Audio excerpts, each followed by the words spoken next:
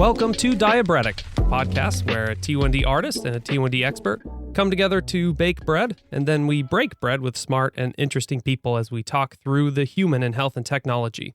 I'm Stephen Horrocks, PhD and expert in experiences with diabetes and devices. And I'm Melissa Horrocks. This week I am a T1D bad mom, baker, and maker of all things. All right. On this episode, we are talking Anadama bread and diabetic algorithms of care/harm with Dr. Laura Forlano. Fantastic conversation with her to come, and a whole lot of very interesting conversation about some bread that neither of us has ever had before.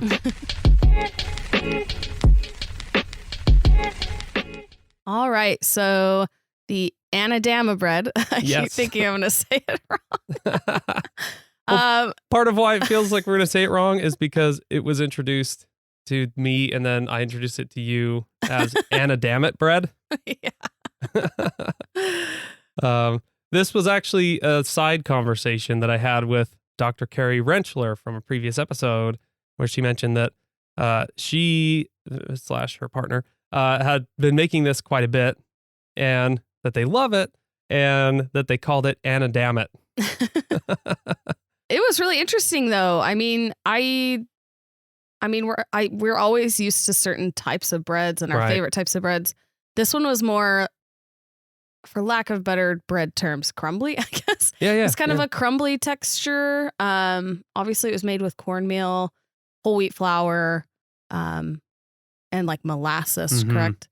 So it had a very different structure than a lot of the breads that we make, but we had it with my grandma's chili, and it was actually really good dipping bread. So if you're looking for a bread to like dip in soups or excellent dipping bread. I think Steve made some toast. Of course, made some toast. You got to make toast to see how it is buttered, right? But so this, as I mentioned, was introduced to us by Carrie Rentschler, and I went and tried to find out a little bit about this bread because I had never heard of this before. And this is apparently a New England staple. I've always heard all about kind of brown bread, but I've never heard Anadama. And so this was a new thing for me. And as you mentioned, there's about a fourth of the flour is cornmeal, which totally changes what eating this is like. Because on the one hand, it's like cornbread. And so that's where that like crumbliness comes from, because they're super sharp pieces. And so it cuts the gluten so it can't be as like fluffy and light and airy. Yeah, but it still holds together like a loaf of bread. So yeah. And so half of the flour is regular all-purpose. The other fourth was whole wheat. And so the flavor there was like wild, because it was taking us all over the place, especially with the molasses in there. But then the texture was a whole other thing, because it feels like cornbread and also it feels like a sandwich loaf at the same time. It's totally bizarre, but delicious. This recipe was based off of the Anadama bread on King Arthur Bread website, and most of the recipes I found were pretty similar. Those probably is kind of generally representative of that. But one of the things that I think, because this was new for us, and I think this is possibly a bread tip here in general, when you're baking a new bread, you honestly don't know after it's done, if like this is how it's quote unquote supposed to be. I know. I was like, is this over baked or is it supposed to be like, it was weird for me, because I was like, I want this like fluffy. I'm always wanting, fluffy bread. Listen, but nice. I mean, it's good to kind of branch out from that, right? Yeah. Because, that when you cut into a loaf of bread and it's very crumbly, it's either like too dry, so there's too much flour compared to water in there, or like you said, overbaked to the point that it's just crumbly all over. And but it was also like moist in there, which is hard to describe. Yeah. In that context. Now but you anyway. said the word moist. Moist. Stop. Listen, okay, there was a Wordle a few days ago that was the Now that it's passed, nobody can go back and do this. It's not a spoiler for anybody. But it was very controversial day for Wordle fans because that word is very, very controversial. Anyway, we're off topic. Moving on. So we'll put the recipe link in our show notes. Go and check it out. This was really an interesting and delicious bread, and I highly recommend it. All right, we have a very special guest on the show today, Dr. Laura Forlano, who's an associate professor of design and the director of the Critical Futures Lab at the Illinois Institute of Technology. She has a very deep CV with some pretty amazing awards and fellowships and accolades, but also the written work that she has published among a number of conversations surrounding the built world and how the social and people interact with that built world, both on the design side and also then the experience side. And she has also written and talked about experiences with diabetes and devices. And some of that will be the focus of our conversation today. So Dr. Forlano, thank you so much for joining us. Thanks for having me. Delighted to be here. So first off, we like to begin with this introductory question. What is your relationship with bread? And what is your relationship with diabetes? So I think with bread, I think it really depends on what form it's in. So yeah. I am sort of a self-described noodle fanatic.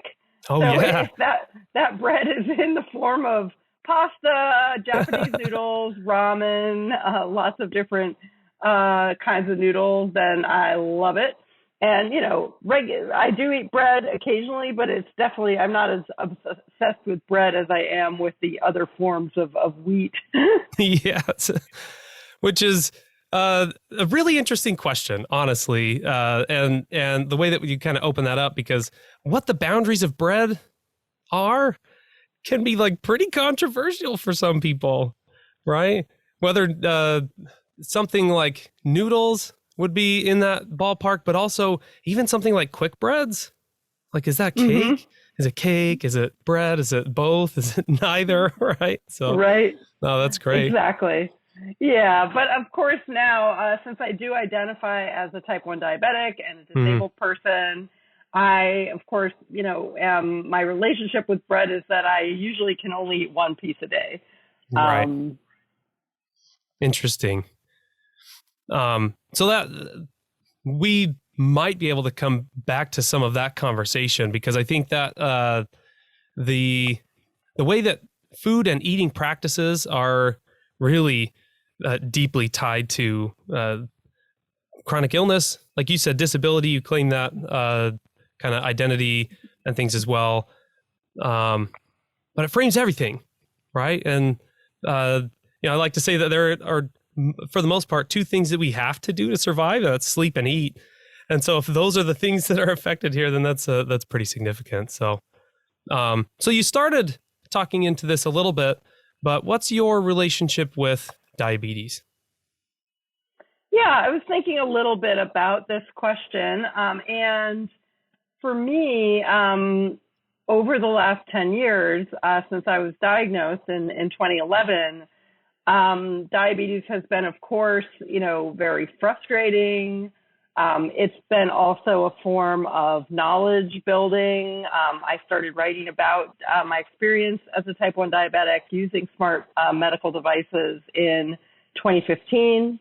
And so that has also allowed me to then learn more about how chronic illness, disease, and disability are discussed in science and technology studies literature, in particular technoscience. Yeah. And that was what allowed me to claim sort of an identity as a disabled person, because I didn't really know a lot about the categories, prior to this experience. So I would also say that diabetes has been, of course, a way of marking oneself as different, from the norm in some sense, whether that's seen as, you can, of course, frame that positively or negatively, and also as possibility. So I think a big part of crip justice ideas are that, that it is a form of expanding human experience. And so then there's that connection with design futures in terms of, Right. what kinds of worlds do we want to live in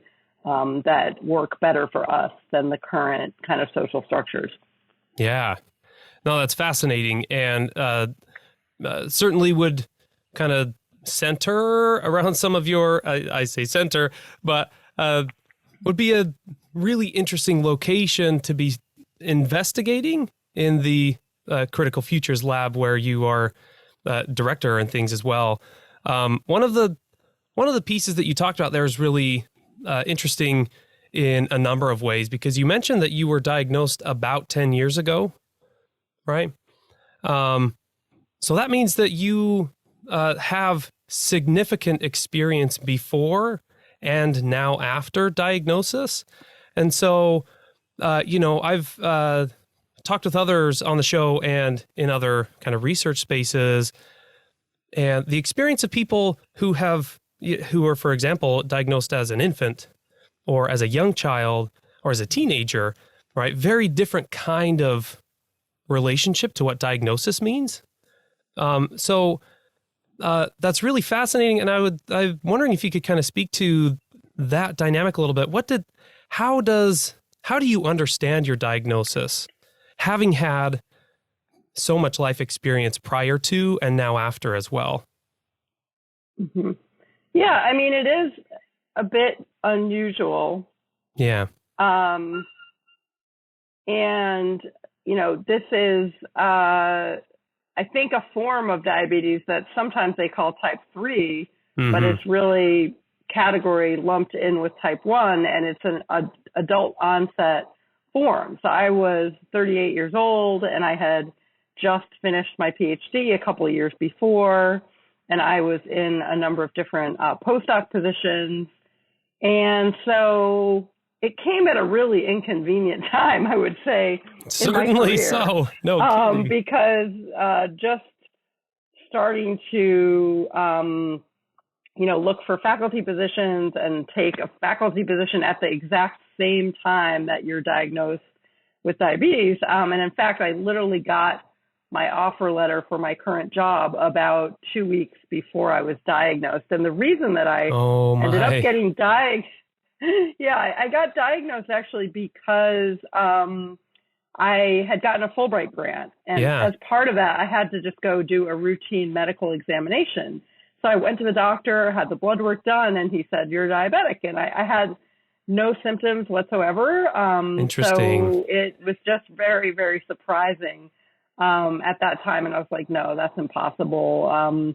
Because I had grown up, eating, very healthy food as a child. In fact, our family was macrobiotic, which is like a very particular set of dietary considerations. I was actually not allowed to eat sugar when I was a kid. Yeah. So we didn't eat any sugar. And so my whole life, I didn't know, of course, a lot about diabetes. And so, it's been definitely, a huge learning curve just to figure out, once you have habits as an adult, eating habits or exercise habits or things like that, to sort of adapt your entire life about that. And not only your life, but also your partner's life, of course, has to change a lot as well. So one thing I'm thinking about at the moment is how blood sugar itself becomes a kind of invisible actor in the relationship, because every decision about food, or even if you can go take a walk after lunch, or when you're on vacation, what you can and can't do at what moment, is usually mediated through that. Yeah, that's fascinating.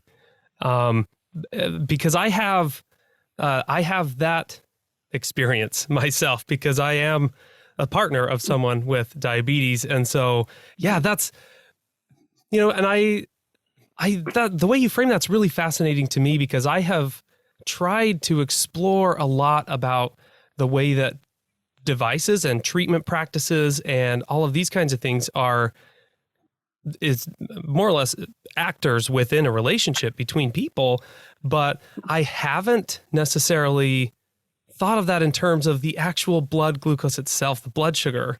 as an actor in that relationship too.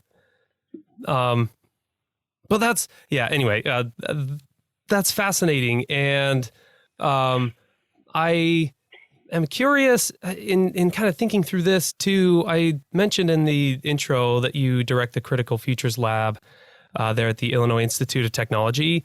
And it seems like a really kind of fruitful and unique space to be thinking about these kinds of questions about chronic illness and treatment, oversight, things like that. So how has your involvement with the lab and running the lab and interacting with these really fascinating groups of people, honestly doing work there, how has that influenced the way that you are thinking about things like you said, blood sugar, but a number of other kind of facets of this puzzle or pieces of this puzzle? Yeah, I would say, so the agenda of the Critical Futures Lab is really to bring together critical theory from the social sciences and humanities together with design methodologies. So it's very much at that intersection or that praxis between theory and method. Yeah.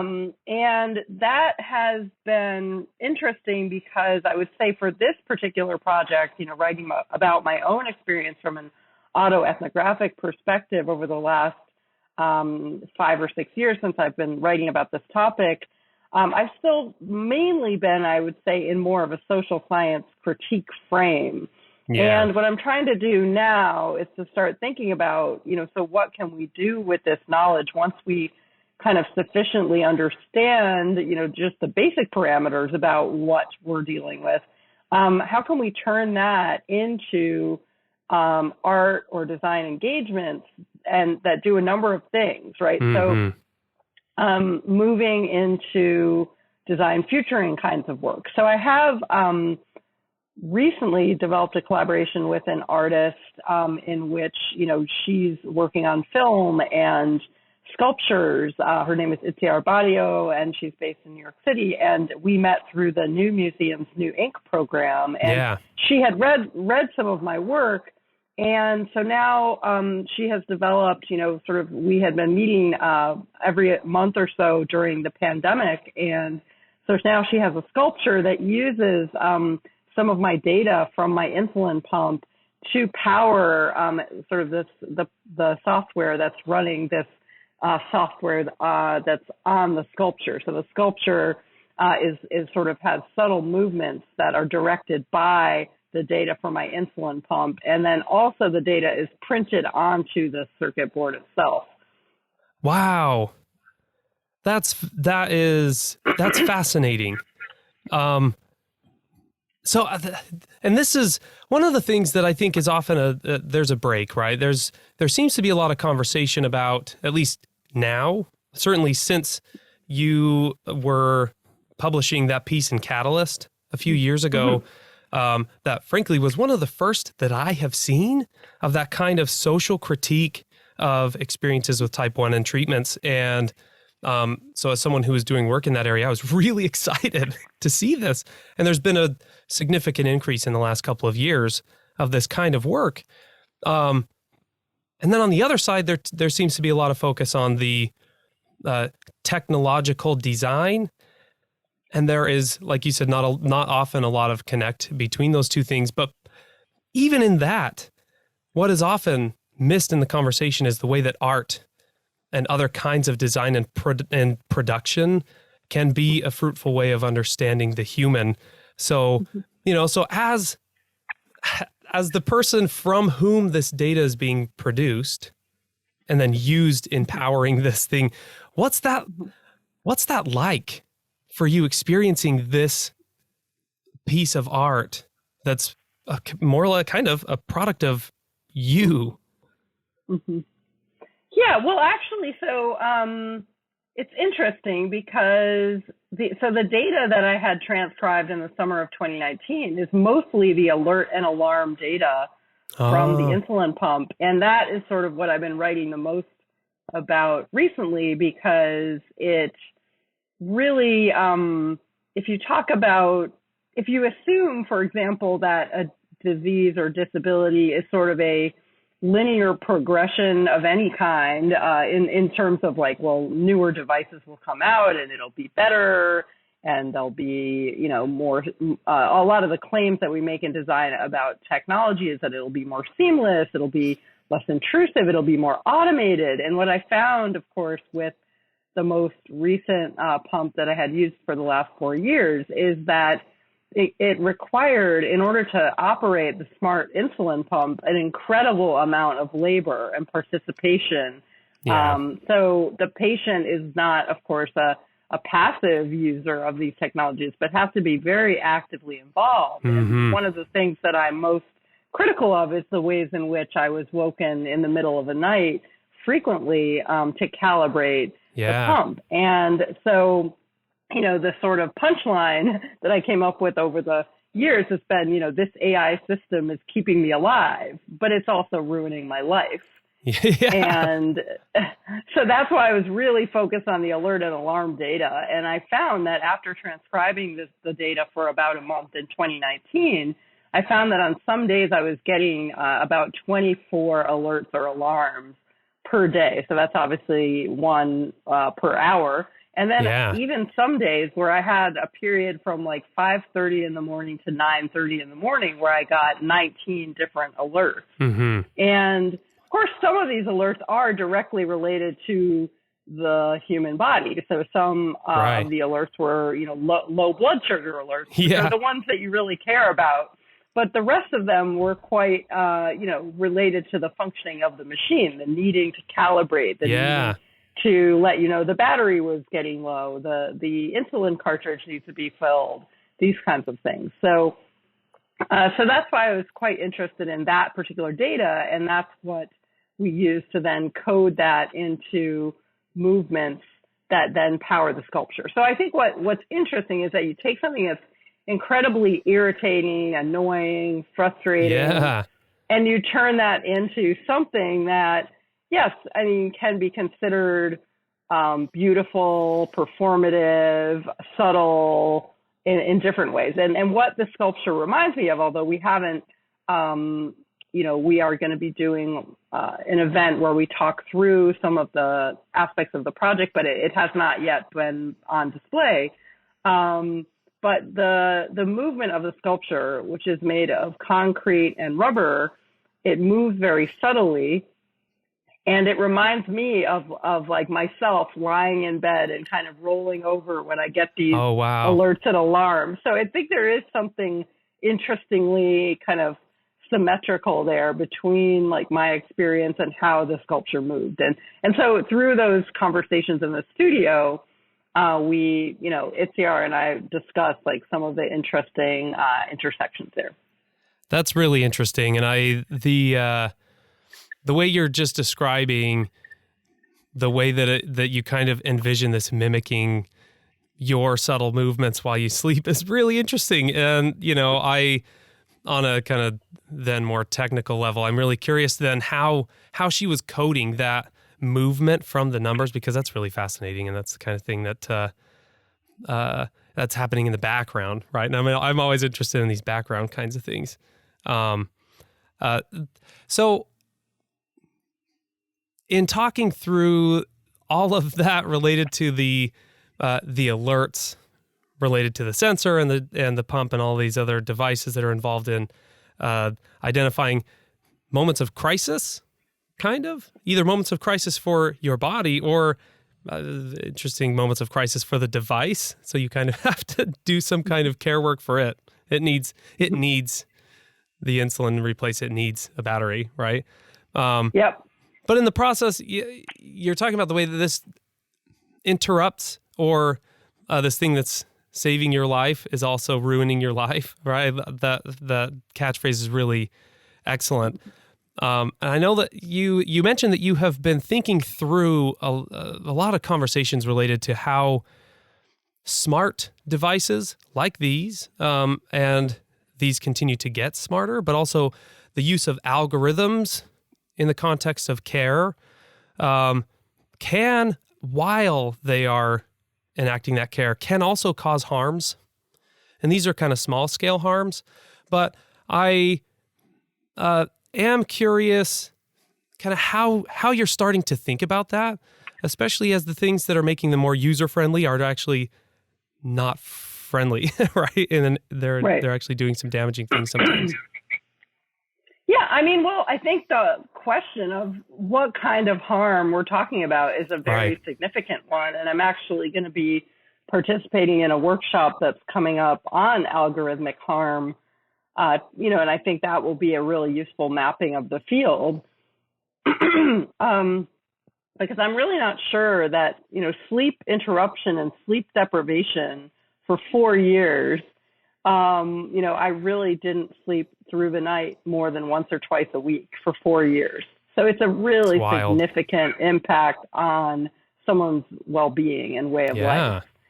And so I think that there's a good argument to be made that it's incredibly harmful. And of course, not all patients or diabetics who use those particular devices are experiencing the same harm. But so then the question is, well, is it that your eating behaviors, your sleeping behaviors, are you some sort of outlier because you're not conforming to the whatever data set the software was trained with, and so thus you're getting more problems than someone else might have gotten?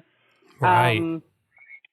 So there's that, of course. And I think that one of the things about smart systems and AI systems that we often talk about is the ways in which even the designers and programmers don't really understand what they're doing some of the time. Yeah. And that's certainly a feature of one of the particular systems I used. For example, the automated function allowed the pump to, of course, dynamically adjust blood sugar with small doses of insulin. Yeah. However, the doctors, because that amount was not, the data doesn't necessarily capture exactly how much was given all, 24 hours a day. It's just giving these micro doses, and you can see that on the visual display, a small dot that shows that it was giving some, but it doesn't tell you how much. Oh, thus, what happens in that case, actually, the doctors, their knowledge becomes somewhat less relevant because they know what the basal rate for the insulin is supposed to be. The amount that you get every hour, 24 hours a day is usually something that your doctor, adjusts and fine tunes with you over time. Right. However, what happens when you move from that linear system to this dynamic system, the basal rate starts changing because the algorithm is trying to then adjust. And so the doctor then is no longer able to really actively intervene or help you make adjustments because they don't really know at what time of day you might have needed how much. Because as far as I can tell in the data, it doesn't compute that. It only gives you like the daily total for that. So they could say, oh, one day, maybe the daily total was a bit more. But I don't think that, according to any of the data that I've looked at, like when you download that data, I have not seen, where does it say, well, this hour you needed this much. So what happens is the doctors are also very unfamiliar, I think, with algorithmic systems and how they work. And so they really can't help you. So when you say, well, I'm having this problem or that problem, they're not programmers, so they don't understand necessarily exactly what the algorithm is doing. However, these are design choices, right? So we know there are different smart systems out there, and they've made different choices, and some of them are actually much more transparent. So they actually use your existing, basal rate, and then they kind of add to that if necessary. But then you're able to see exactly what they did at every moment of the day. And I would say that, of course, in different applications of algorithmic systems, there might be different kinds of use cases or different kinds of needs. But in this particular case, it's really important that both you, the user, and the doctors have a pretty clear understanding of what's going on. Otherwise, there's just no possible way to make any fine tuning because you just won't. You'll just be kind of going in circles, which is what most of diabetes management does seem like, going in circles anyway. But yeah, and that it seems counterintuitive even on the surface, because the entire purpose of a continuous glucose monitor being attached to something like your insulin pump or used at all is to try to get away from the tiny snapshots every so often and instead get an idea of what's happening dynamically. And so if the pump is then not identifying what's happening dynamically, then that breakdown, and it's the daily even. I remember that, insulin treatment used to be a daily thing too. And what a roller coaster it would send people on, right? So not having that information readily available is frankly kind of problematic when people need this to literally live. And, as you were talking about how you've downloaded this data and then looked through what is provided by the device based on how it's programmed, the other side of that conversation that I find really interesting is that I know that we have, my wife, partner, Melissa, and I have used the online system to download that information. And part of what is, there are more barriers to that information, even still, because there was a period of time, and I think it was a span of years, when this particular manufacturer would only allow their software to be used on a Windows device, and it was only Windows 10, I think. And so there were these hyper-specific ways that a person could even get access to the data that was being produced about their body. And so there were stretches of months when we just didn't, because we didn't have access and we couldn't get into have it downloaded at the doctor's office. Right. Wow. Yeah, I think interoperability is a really big question here, because I think there's, of course, an incentive for companies to want to control all aspects of the system. Right. And that's why, for example, we can't just use whatever sensors we want with whatever pump we want. So right. It's not, it's not that different than if we look at mobile phone carriers or computers in terms of like, what are your choices in terms of software applications or things like that. But I do think that in this case, especially because it does relate to kind of life and death issues, that patients should have the ability to at least access the data, choose which, sort of configurations of systems they would like to put together. And that should be regulated, I think. Yeah. And, lest we forget, this data is very valuable for these corporations as well. As it amasses, it becomes more and more valuable in the way they can then utilize it in future kind of production. Whereas for people, it is very, very valuable in the very short term, right? Yeah. And so the way that value is kind of framed differently in those two contexts, I think is really important. Well, I even think that, so you talked about not being able to access the data, of course, could be a negative for the patient. But I think there's another issue, which is, so I was, because of the sleep deprivation, I was actually turning off my sensor at night for like days at a time. Yeah. And then, of course, I would get reprimanded by the diabetes educator that maybe this device wasn't for me if I wasn't going to use it correctly. And so then, of course, I was depriving them of data and depriving the company of data because I was just turning it off. And so, but yet in different designs of different systems, some of them are, kind of require that you keep certain applications open at all times so that the company literally has the data whenever they want it versus only once every 3 months when you go to the doctor.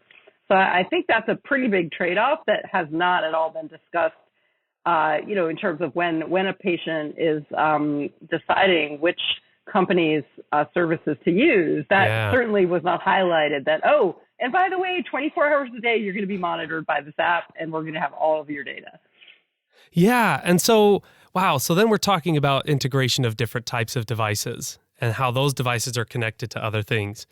Because some of these systems are not wirelessly connected all the time to other devices. Right.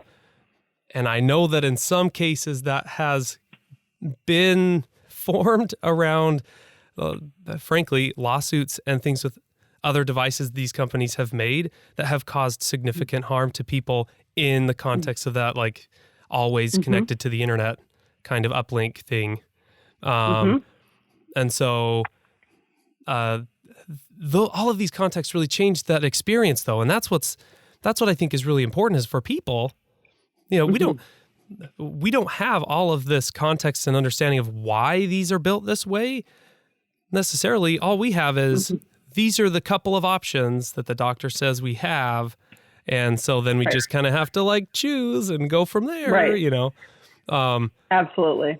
So there's a really good question about who are these systems designed for? Are they designed for the doctors? Are they designed for the patients? Are they designed for the health insurance kinds of incentives? And I think that's what a kind of techno-science or science and technology studies approach allows you to walk through all of those different dynamics and try to question, you know, how did we get these kinds of design outcomes in the world? Like, what was the social shaping of this system that exists here today?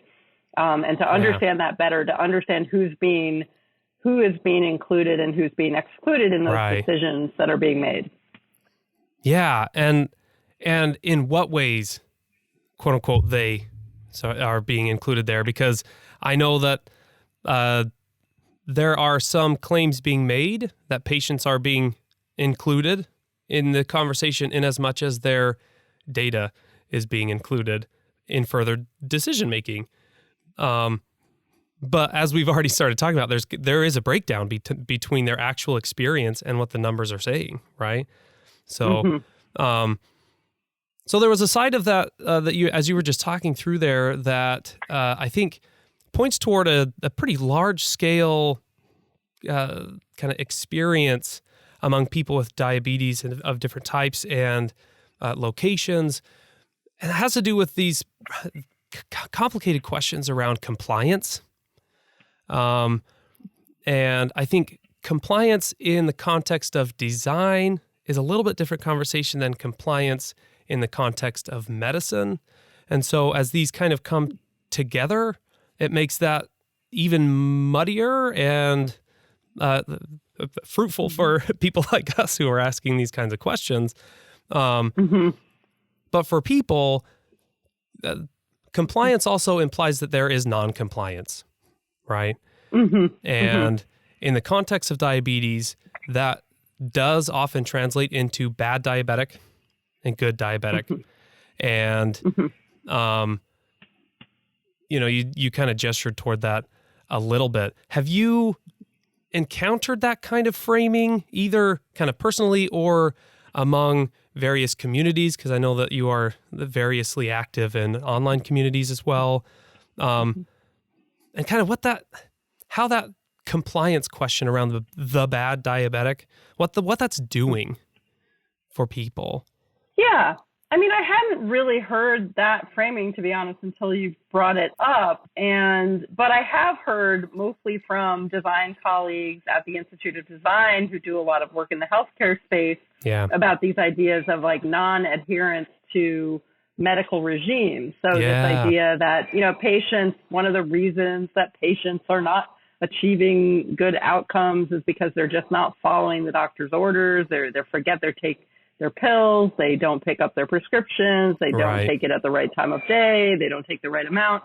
So these kinds of things I have heard, and this is the context in which approaches like persuasive design or behavioral design are being introduced because of this belief that we can kind of nudge people or give people a set of incentives that will allow them to do the right thing, so to speak. And while I know that the designers that I work with have very good intentions, but at the same time, I'm quite critical of those approaches because as a patient and a user of these particular kinds of devices, there is nothing more dehumanizing than feeling like you don't have a choice. Right. And I think that people want to have a choice in terms of when they do things and how they do things and where they do things. And so for me, in particular, the algorithmic systems that are very clearly based on this the logic of constantly kind of nudging you, sort of, oh, please do an adjustment, please calibrate, please do this, please do that. Well, they don't even actually say please. So you're just getting They just beep at you for 5 minutes until you come and do it. Right. And it's just very irritating. I mean, you absolutely feel like you are, in some sense, don't have the choice. And you can dismiss the alarm, but then it will go off again and it will go off again. And, right. And I think it really does map onto, I think it does assume, a sort of normative lifestyle. So I did in the diabetes forums that I've observed that people were saying that, if you just get up early in the morning and do all these things at 7 a.m, you might have less alarms. Or if you just drink a glass of water before you go to bed, you might have less alarms. Or if you just put 2 pieces of tape instead of 1 piece of tape, you might have less alarms. And actually, it might be possible that all of these things have small impacts on the outcomes. But on the other hand, people should always be able to kind of, live their life the way that they would like to live it. So certainly for someone like me, I've never been an early riser. I am not going to be getting out of bed at 7 a.m. to do anything. Certainly not, to calibrate the pump. Right. So I think that's where, maybe in the minds of doctors, they might think, well, gee, what's the big deal? Just get up and on your way to work, do X, Y, Z. And it's like, well, that's not how everyone lives. And so it's the same as like the 9 to 5 workday that that doesn't work for a lot of people. Right. And, we know that. I think, another, of course, very well-known example in the case of diabetes was the work by Anne Marie Moll and John Law on hypoglycemia, which shows the way that the strict medical regimes around tight control so that, you achieve healthy outcomes has the unintended, so to speak, consequence of causing low blood sugar. So people are having more low blood sugar because of these strict regimes of control. Yeah. And low blood sugar makes it really difficult to go about one's daily life if they're having frequent low blood sugar, of course. Yeah. And that gets to this larger kind of conversation about what is influencing and constraining people in their decisions every day. Not only your kind of treatment decisions, but a range of other decisions throughout the day. Some of those are certainly things that people can choose and negotiate, and there are many things that are outside people's control. We talk about control, right? There are a lot of those factors that simply can't be just adjusted on a whim in that sense. And that's experienced disproportionately between and among people. And so, having these conversations about, the constraints of design and how it's affecting people's treatments and things, we also, it's necessary to keep in the frame that inequality exists in access to, besides then how people are able to enact these things, right? Absolutely. Yeah, I mean, I think one of the earliest ways in which I was made aware of that, of course, is that even to get an insulin pump, you have to be considered to be someone that is responsible and someone that can manage well. And so you have to have, you already have to be quite compliant in terms of controlling your blood sugar. Otherwise, the doctor will never write you a prescription in the first place. Yeah. And so it's a barrier to entry. It then can also be a barrier to the treatment itself. And then therefore a barrier to consistent blood glucose. Like you said, if you're experiencing severe lows or highs, it wipes out what you can do in any context, right? Yep. So one of the things from earlier in the conversation that you mentioned, I think, is really interesting, and there are a lot of ways that this is talked about in different kind of spheres. Because you mentioned that you identify as diabetic, you also identify as disabled. And I know that you have used that language in, for example, your Catalyst article when you were talking through the kind of disabled cyborg or crip cyborg identity. And that understanding of identifying as diabetic, and also the social reframing of diabetic in terms of disability has been really fruitful for many, and it has provided a space for people to negotiate their experience in very new and important ways. For others, there has been significant resistance to that reframing in terms of diabetes under the realm of disability.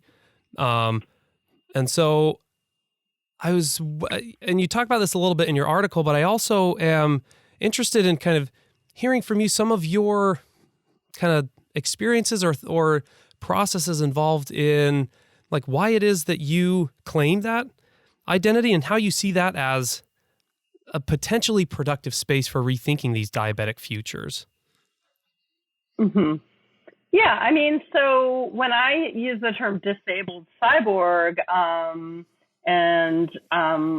I of course was engaging with and drawing on Alison Kafer's work, Right. and I think what I meant by disabled cyborg, of course, I was thinking about myself and my disability, but I also meant that the failures, so to speak, or thinking about it in a positive way, of course, but the ways in which the human body is disabled, that we could make some kind of equivalent understanding of machines as also disabled, or that neither humans nor machines are perfect, and that machines are only products of human creation. So thus they must, of course, be imperfect. And that's where, trying to just push back against these narratives around technological perfection, these claims that, of course, an automated car is going to avoid accidents. And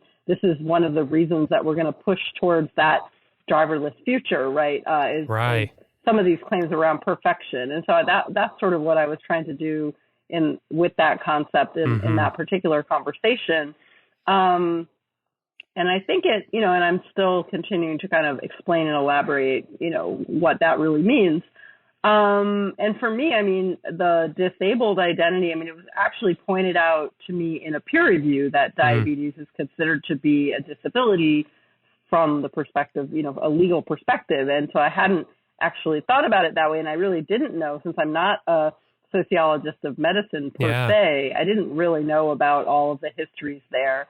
And I found that a very productive way to think about it, because then that offered me a little bit more, maybe even clear boundaries around the topic, because then I could look at CRIP technoscience and look at some of those contributions and say, oh yeah, this fits and this makes sense. And so I do think that in the space of kind of activism, that the disability justice kind of their aspirations are quite emancipatory for everyone, and certainly a world in which we treated disabled people as full members of society would be a better one, I think, for everyone.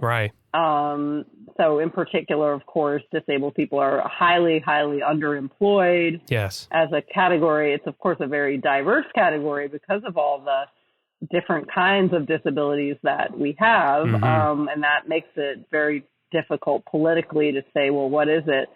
What does it stand for example? Because obviously, if depending on what kind of disability you have a completely different experience of the world.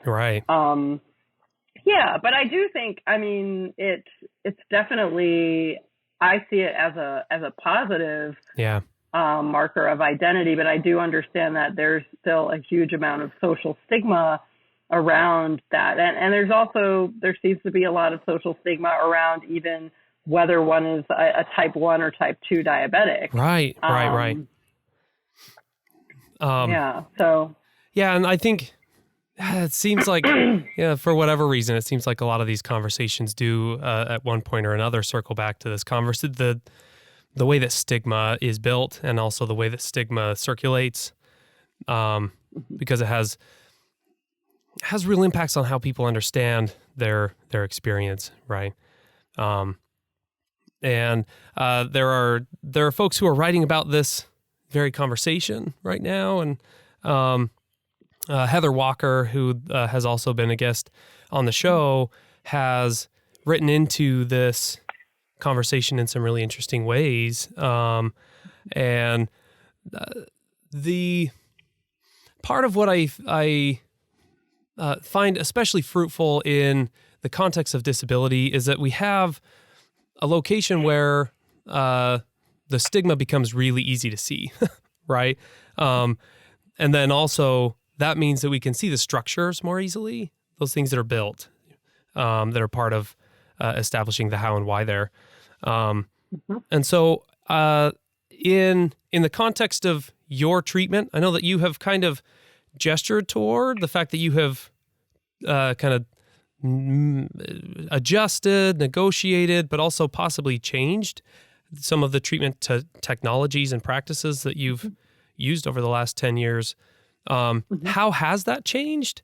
And then on the back end there, is there anything that you wish was part of this whole system that would make this more helpful and less of an encumbrance? Yeah, I mean, I think there are just so many opportunities for design to consider really what is, how the experience of diabetes is being shaped. Yeah. So if we know that these essentially diabetics are being designed based on various different aspects of health systems and medical systems and how you're classified and all of these things of what your income level is, what technologies you can afford to adopt, where you are in the world, which devices have been approved in your country, all of those kinds of things. And so, I mean, one of the things I would say is that it's taken me an incredibly long time to actually find any community of diabetics. And it's only very recently, in the last year, for example, that I have met other people that work in design schools or art schools that actually are also type 1 diabetic and use some of the same devices, and also the broader STS community where, Heather Walker's new volume, which I know you participated in, and to see that there's actually a community there of people that are trying to answer some of these same kinds of questions. And so I would say, if anything, I would have hoped to find that a lot earlier because, any chronic illnesses and diseases and disabilities that can be incredibly lonely spaces that no one really understands what is going on. And I actually didn't really know anybody almost that was diabetic until more recently. And now I've found a lot of Facebook groups and things like that, but I wouldn't say those are places where I'm necessarily finding like-minded, people. It's great to jump in and offer some advice or offer some social support if someone's having problems with one of their devices or things like that. But I wouldn't necessarily find it as a necessarily like-minded. So that space of scholarly and design-oriented, where we can both think about what's happening in these cases in a kind of an interesting way, but also think about, well, what are the opportunities for action? And I have, in having conversations with especially artists and designers in the last couple of months, where this vision of, a world in which everything that diabetics have to engage with would be controlled and owned and designed by diabetics. That would be an incredible vision for an alternative future in which, because one of the things I've noticed in my recent change is that the new devices that I'm using are actually seem to be an incredible amount more plastic waste. Oh, So yeah. the certain kinds of inserters and different kinds of things that you need to use every 3 days or every 10 days, or, all of these things are big hunks of plastic. And while a previous system, it had sort of, you had one and you could use that one for 4 years, and now you're throwing it away like every 10 days or every 3 days or things like that. So I think it's quite disturbing, because you think about, this question of waste. Yeah. And waste, I think it's a theme for diabetics in a sense, because if you don't manage your insulin correctly, you will start just wasting away. Like, you will just lose a lot of body weight if your blood sugar is too high for too long. But then you have environmental waste and all this medical waste. And so I think it's a really interesting theme to unpack. But I think in terms of things that I wish, I would have known 10 years ago, or things that might be different in the future, it would be that there's no reason for it to take 10 years to find out, like, kind of sometimes really basic things. Yeah. But there just isn't enough, there are online forums and things like that, but it's not easy to necessarily find the answers to the questions that you want. Yeah. And just have more community that could be face-to-face community, or, that would have been my main wish, is that the communities that could support you throughout, that would be easier to find, because there doesn't seem to be any incentive for the medical system to help you find them. Right. The doctors, you don't spend enough time with doctors to really, have that conversation. Even, of course, the fact that the doctors, of course, they know who are the people that, might share your concerns. Right. That, that because of medical privacy, probably they're not allowed to put you in touch with anyone. Right. All of that is hyper dependent on how you are situated, right? How you are able to access communities in many ways is already defined by how you are positioned, and the doctors that you are seeing is related to how you're positioned and all this. And so, there are some doctors who do group meetings with patients together in the space, and so they are learning from each other. It's fascinating, really important work, but that is not the standard, right? That's the unicorn. That's the ideal, potentially, right? And part of that's super interesting. Yeah. And so, this, I think this conversation around the futures of diabetic communities, I think, is a really fruitful space to be exploring moving forward. Dr. Forlano, thank you so much for joining us. This has been an amazing conversation. And if I can gush just a little bit, your article in Catalyst has been one of the most foundational pieces related to kind of social and cultural critiques of diabetes and devices that I have engaged. And so it has a permanent space in the literature for me in a way that I think will continue in the future. So thank you so much for being here. I really appreciate it. Thank you. It's been a great conversation. I also learned a lot, and it's thrilling to be on the podcast. Thanks so much.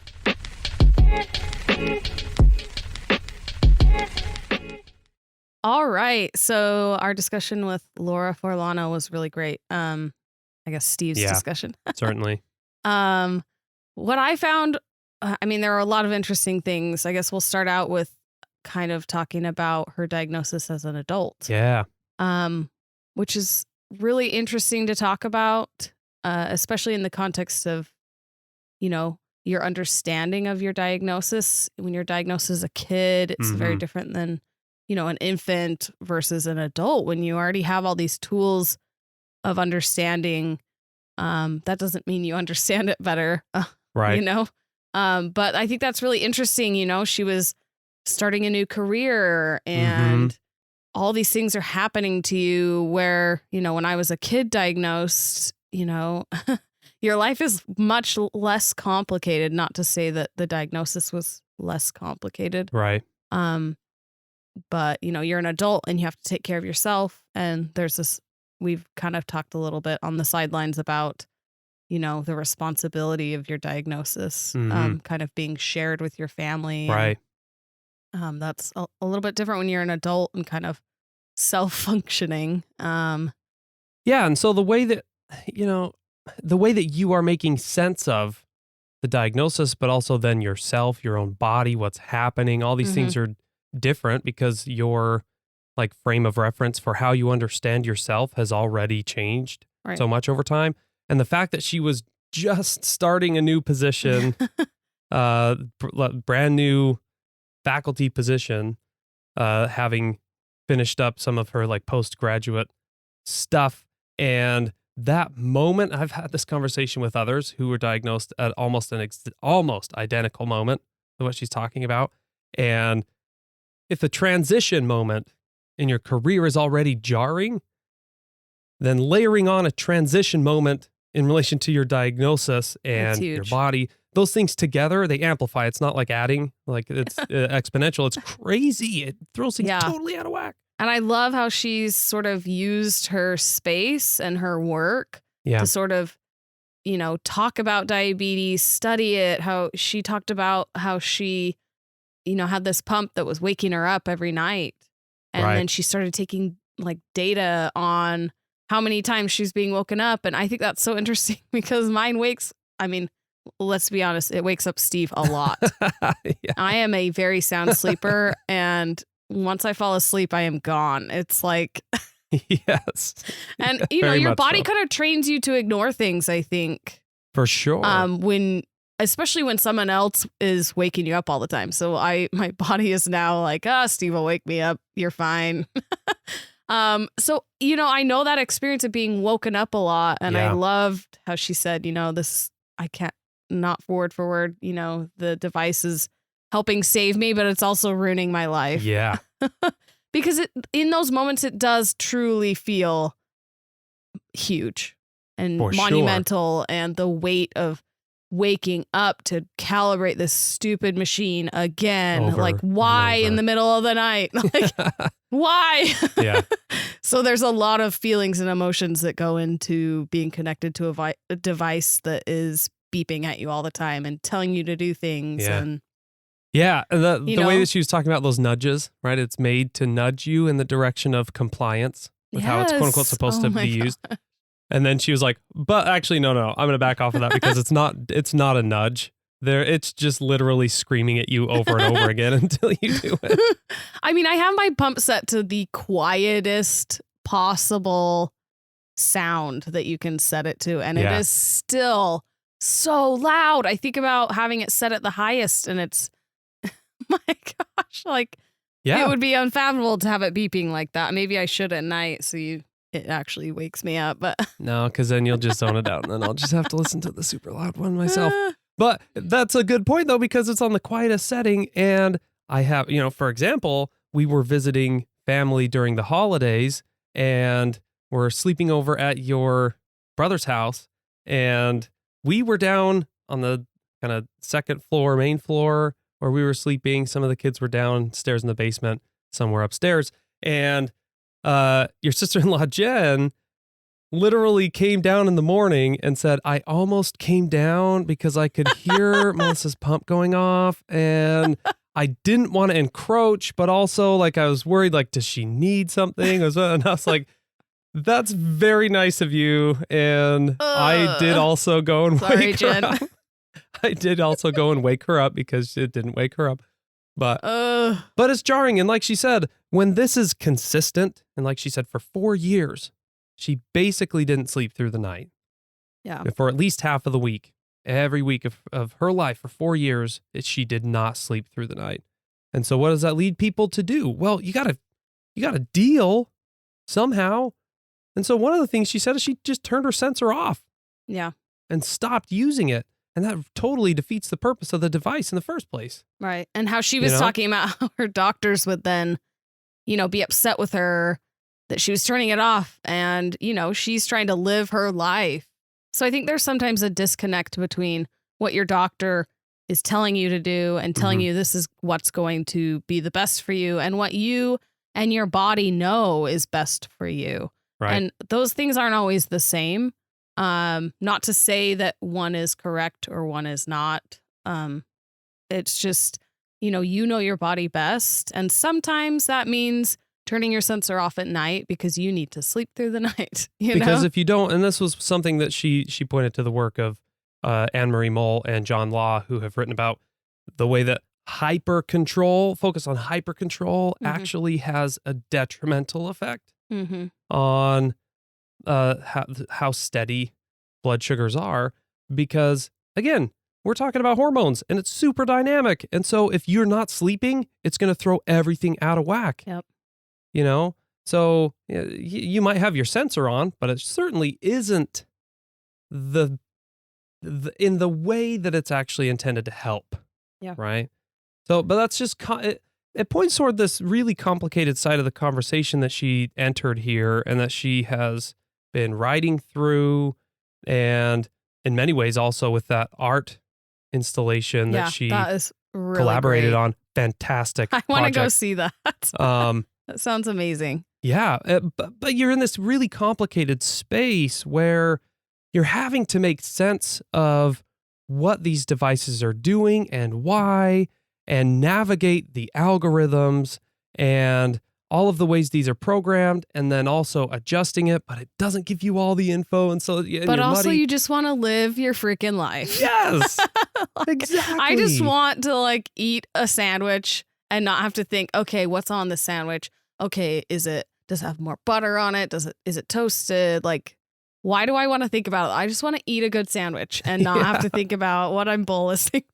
Or is this too much bread to be eating in the day? Is this going to affect me later on? It's weird.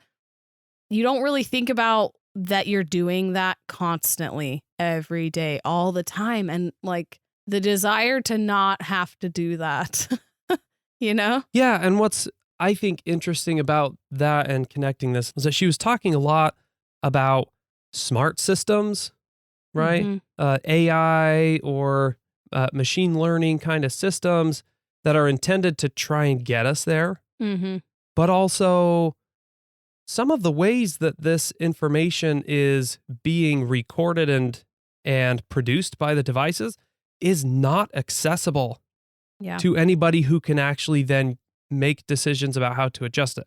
And so if those tiny little adjustments to the basal rate, which is the kind of small amounts throughout the day that the insulin pump gives you, there are auto modes on a device like the Medtronic pump that automatically adjust how much it's giving throughout the day based on your trajectories and things, but it doesn't provide the data. It doesn't show what's changed when she downloaded all that data. And that is so wild to me, because like she said, how can you possibly make adjustments if you don't know what is even being injected in the first place? It's kind of interesting. We were talking about this literally last night before going to bed. And I was talking about, it's great to have this sensor. And when I have the sensor on, it's telling you all the time what your blood sugars are. And so then when you have it disconnected, I had to charge mine, so I didn't have it on last night. When you have it disconnected, I'm then wanting to test every 5 minutes to know. And so it's kind of changing your body's need for this extra knowledge that you're having. And then thinking back to okay, I just tested 4 to 5 times a day, and that was it. So it was much simpler in the fact of, was I stressing about it all day, especially as a kid? No. Right. You know what I mean? No, I wasn't stressing, oh, am I going high in between this meal? I was just eating the meal and then testing later. And I think that also kind of ties back to being diagnosed as an adult and having more understanding of what it means to be consistently high or having consistent problems like that. Because as a kid, you're just oh, okay, I'm high. Let's take care of it and move on. And go on. That sort of thinking of, it's not the end of the world. And also, the paradigms of treatment have changed dramatically in the last 25 years.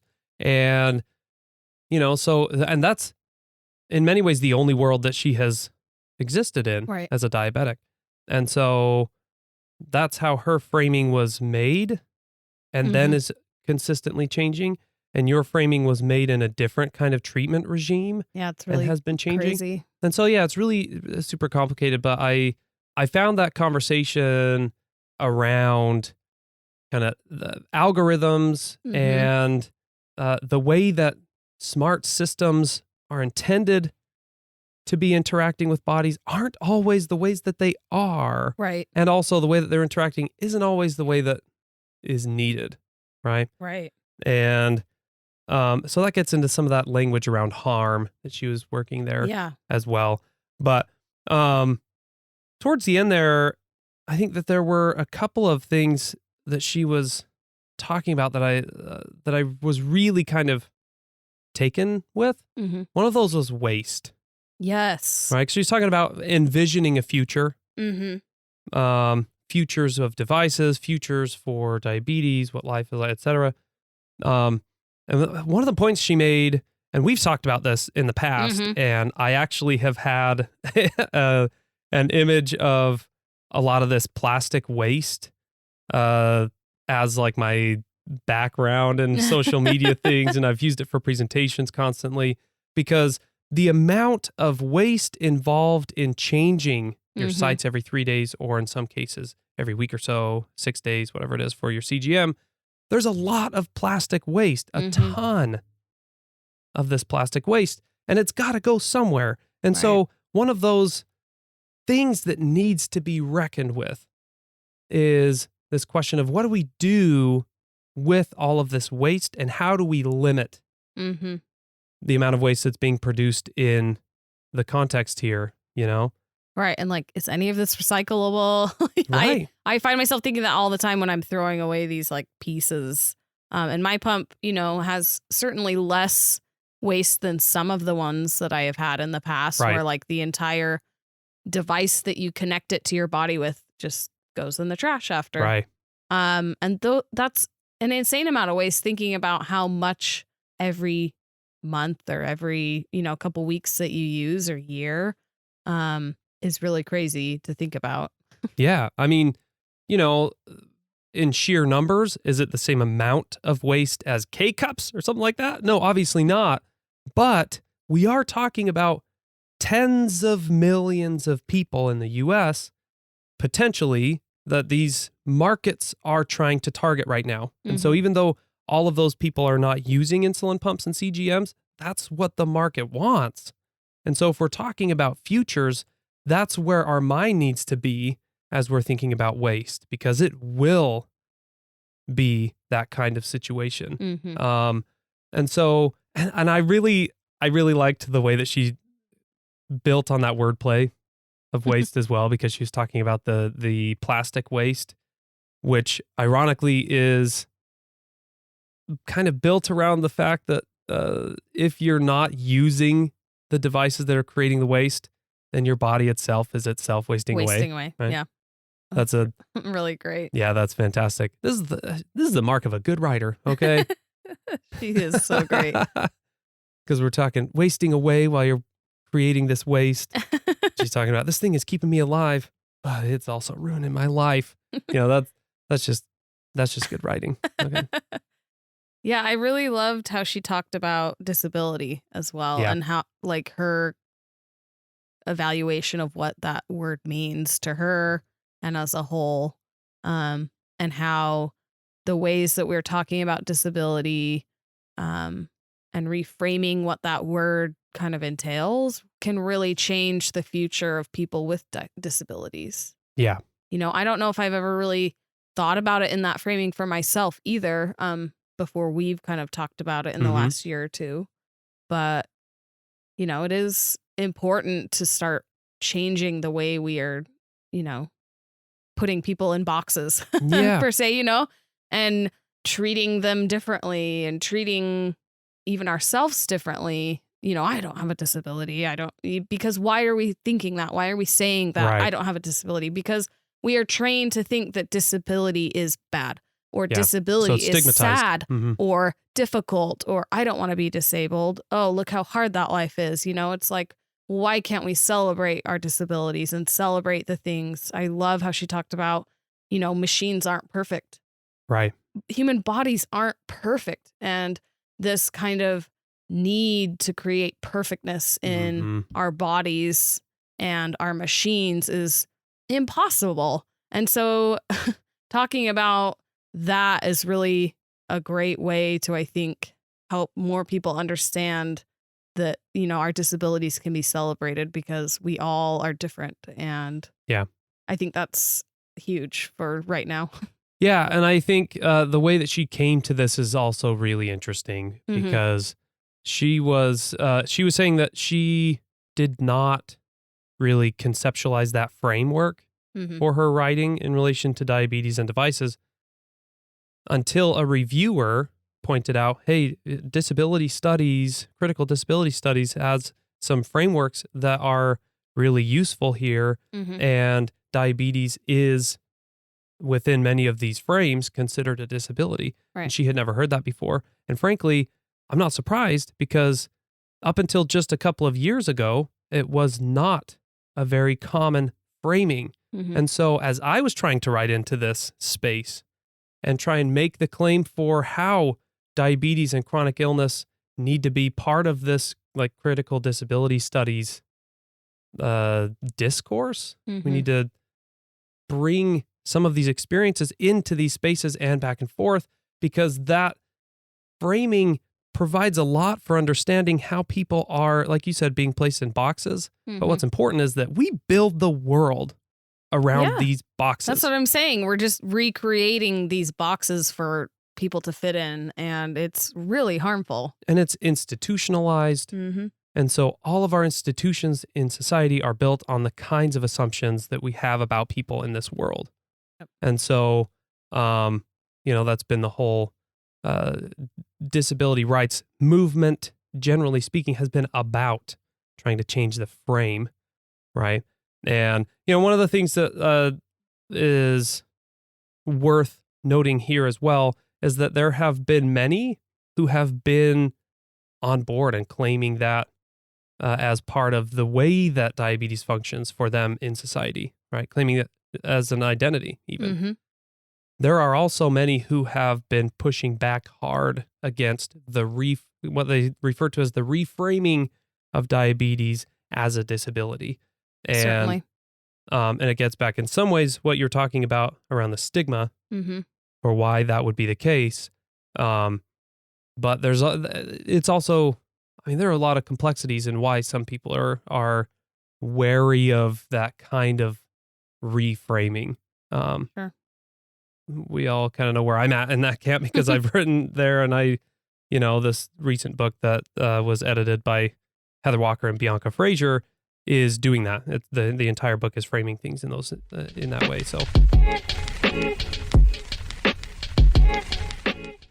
So this wraps up episode 5 of Diabetic. And thanks for being with us. We appreciate everyone who's listening and engaging with us along the way. Another thank you to Dr. Laura Forlano for being our guest on this episode. And a second thank you to Dr. Carrie Rentschler for the suggestion for the bread. This is fantastic. Thanks for listening. Please like and subscribe wherever it is that you're listening to these podcasts. And if you are feeling so inclined, leave us a review. It does help us out. And we want to know what it is that you'd like to hear moving forward. So we'll see you next time.